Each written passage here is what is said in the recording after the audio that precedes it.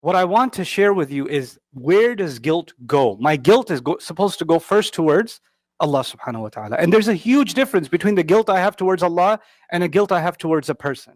And let's understand that a little bit. I'll give you practical, realistic examples. Like, for instance, we have the case of, Yaqub alayhi salam's sons in the Quran, right? So his sons messed up pretty bad. And they hurt their father for many, many years. They abused him. They called him insane. They taught their children to call him insane. They taught their wives to call him insane. In fact, they weren't even home. They were with Yusuf alayhi salam. And when Yaqub alayhi salam heard the scent or smelled the scent of Yusuf's shirt, you know that the story, right? He wasn't home alone. He was with his daughter-in-laws and his grandchildren, because the sons were not home. They were elsewhere. And he said, "Lawla an tufannidun." He said, "Inni la ajidu riha Yusuf. Lawla an tufannidun." He said, I can smell the scent of Yusuf, despite the fact that you people, who's the you people? That's his daughter-in-laws and his grandchildren. You people think that I'm insane. Where did they learn to call him insane? From his own sons. And these are the sons that know that their father is in fact a prophet. They know that. They actually know that. They know that he's the son of Ishaq, who is the son of Ibrahim alayhi salam. Wa alayhim salam. So they know all of that, and yet they committed these horrible crimes inside of the family. It's one thing that you owe the best to your father because he's your father. On top of that, he's a prophet too. So the level to which they messed up cannot be undermined. There's a pretty serious degree of crime here. But at the end of it all, the Quran seems to indicate that they felt bad about what they did. When they were finally confronted, when they were finally humbled, they feel bad about what they've been doing. And they come towards their dad and they say that you should, please make istighfar for us. Please pray for us, which is a way of saying, by the way, you cannot pray for someone if you hate them or if you have a grudge against them, right? So they're saying two things in one. They combined forgive us and pray for us all in one statement, because he cannot pray for them if he hasn't already what? Forgiven them, right? So when they said, can you make istighfar to your Rabb for us? Then at that point, they're asking him to forgive. But he's a human being. And Yaqub alayhi salam has cried so much that he's lost his sight for a long time, that Allah brought back because of the shirt. So it's not an easy, it's not, oh, this one time you hurt my feelings. This is years and years and years. And not only did they hurt Yusuf alayhi salam and their father, in fact, Yusuf's, full brother, Binyamin, they kept abusing him too. They kept hurting him too. So this is a long history of crimes. So just one sorry is not going to cut it. That's not good enough. So even their father turns to them and says, "Sawfa astaghfiru lakum Rabbi." He says, I will, not just yet. So the sawfa, some mufassirun comment here, yushir ila ta'khir. There's a little bit of a delay. He's saying, I'll get there. I'm not there yet. I'm not ready to forgive you yet. So they're feeling guilty towards their dad, and they're saying sorry to their dad.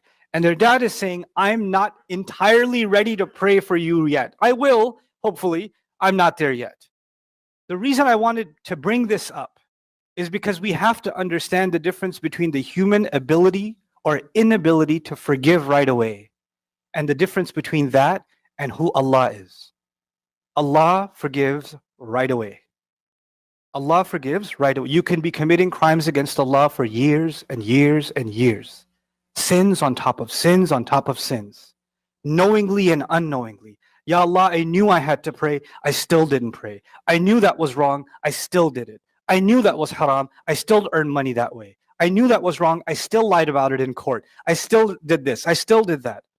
I did hurt this person because I was angry. I did this because I didn't care about it. I did this because I just didn't want to hear anything else. I was selfish at the time. I was drunk on my own emotions at the time. Whatever it was. And you can have so many crimes against Allah for so long. And at the end of all of that, Allah just says, just make tawbah, just make istighfar, right? And He says, Inna Allah yaghfiru dhunuba jami'a. Ya ibadiya alladhina asrafu ala anfusihim. لا تقنطوا من رحمة الله إن الله يغفر الذنوب جميعا. My slaves that have been crossed the line. أسرفوا. They went past the line, and they've been going past the line. They've lived a life of crossing the line. Don't lose hope in Allah's loving care. Allah will forgive all sins. Just come back. Just make istighfar, right? But then that sounds too easy. And because we know that when you ask somebody else for forgiveness, they don't forgive that easily. So what we do is something that we don't realize we're doing. We do something in psychology, they call it projection. So we project the human inability to forgive right away because people are not forgiving. So you start assuming that Allah is also not immediately forgiving. How can Allah forgive? Do you know how much I messed up? I mean, I know I've heard the ayat about Allah forgiving, but bro, seriously, I did some Olympic level stuff. Like my stuff is on another level. So I don't think you understand how far off from forgiveness I particularly am. I cannot begin to tell you how many people write to me, tell me, I know Allah is angry with me. I know Allah hates me. I know Allah hates. It's an incredible volume of Muslims that believe that they are beyond forgiveness. They're beyond redemption. They are beyond that. And what I want you to know is, first of all, guilt is a good thing. That's where I started. Guilt is a good thing. But the wrong kind of guilt is what?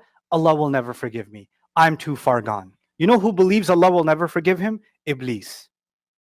He actually believes that. And if I share that belief with him, then I've joined the wrong team. I cannot believe that about myself. You cannot believe that about yourself, that Allah will never forgive. You cannot do that. You can't do that to yourself.